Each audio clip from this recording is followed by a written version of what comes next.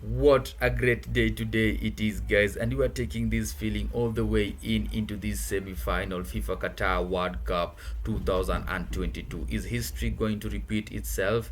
Those are the questions ringing at the back of my mind right now, because I remember way back in 2018 that finals was all about Croatia versus France, and both teams right now they are in the semi-finals in this Qatar World Cup 2022. Remember, Croatia eliminated Brazil in the penalty shootouts, and that was so bad starts within the 90th minute for Brazil, because I was into it and we were with a friend like the first, the second, the third until the fifth minutes, like Croatia dominating the possession, and when Brazil, when they have possession, they could only keep it for 2 minutes.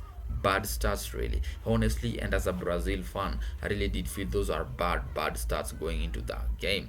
It was not impressing at all. Not a much Brazil right now, but it's all about Croatia versus Argentina. Remember, I look at the Argentinian side and I really do feel Messi has something to prove, because he's still scoring goals, and if he's not scoring goals, you is creating killer passes that are being converted into goals. Remember, now this makes Argentina reach semi-final in two of their three World Cup appearance. Good starts really going into this game, because now they have something to prove, and they're a tough team to beat at the middle. You look at McAllister, and this is what I talked about in the previous video. He's a guy in the midfield that can change the game. He has done it back in club level with Brighton. He's still doing it in this now World Cup for the national team, and it is something that is really outstanding for them. Now the insights that I did pick, at the middle, they really do feel they are a tough time to beat.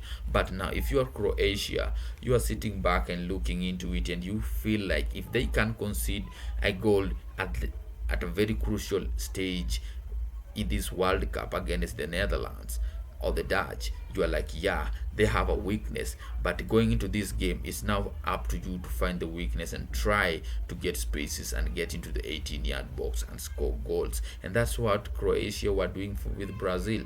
Let us keep possession, guys. If we have the possession, we have much confidence and we can move forward to score goals. And that's what happening. Brazil left Croatia feel at home, because we could see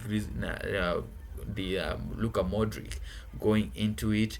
He could now even make or two runs going forward and giving you those passes that they are very dangerous going into this World Cup. And if you leave a player like Modric to make such passes, they are going to hurt you, really. They are going to hurt you. And a bad day in office for quite a number of manager. Yeah, bad day in office for Gareth Southgate, bad day in office for Tite. Now I want to go into it real quick. Remember, France reaching into the semi-finals, this makes them the reigning champions to ever reach the semi-final since way back in 1998. Good starts. I didn't know what history is all about in football, because I didn't picture anywhere back in my high school level. Yeah, loving history. But now when I watch football and what history has at stake, I really do feel history has a lot going into the next match. Because you look at France, the fight that they pulled against England, it was interesting. And how I hope going into this finals, it be a mouth watering clash, because I was into it. That France and England game, I was entertained fully and into the level best. Why am I saying this? Because you could see both teams really into it, and France exceeded England by finding twice, while England made it only once.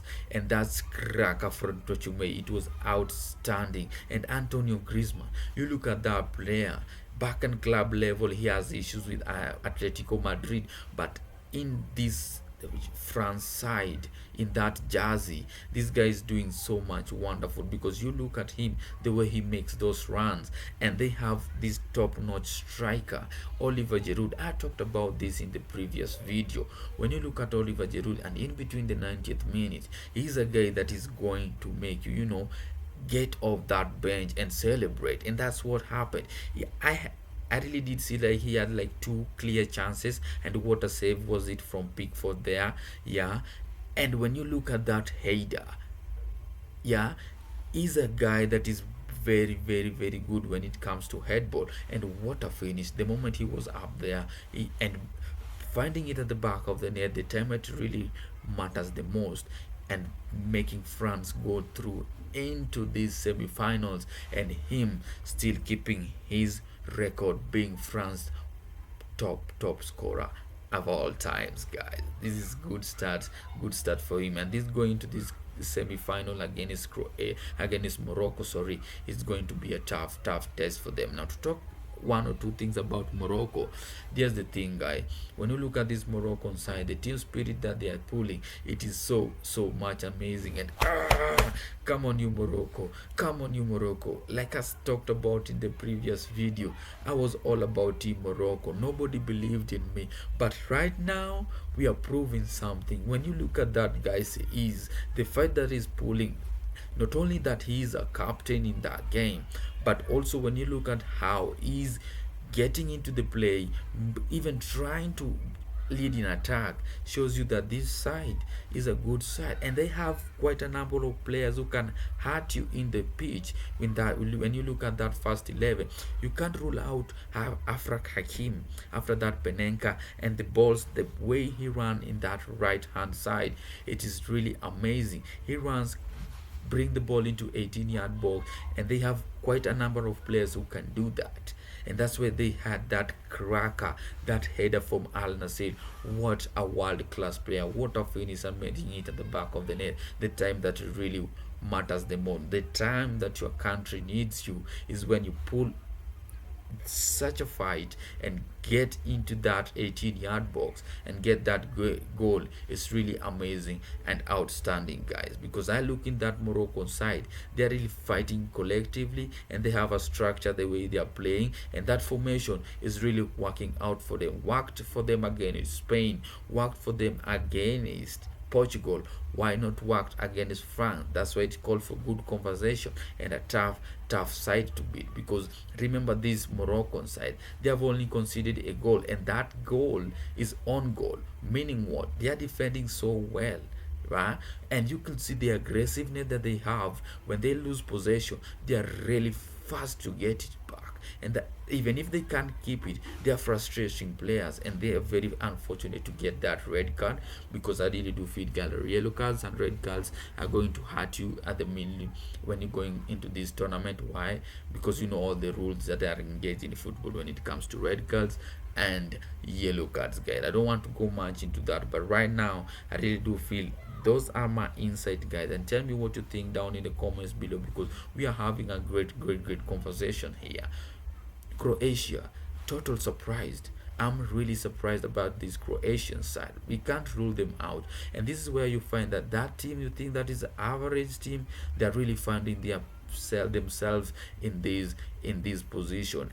And yeah, is it they're really showing something, guys, because I couldn't picture Croatia being at any point in this stage in this FIFA World Cup Qatar 2022, and they are proving something, guys, and I want to take this feeling all the way in this FIFA World Cup Qatar 2022. Now I want to talk one or two things about this England side. I look at that England side, yeah, and I compare it, the England squad that played with France, all the physicality, all the mindset into that game, and the England squad that played Euros against Italy.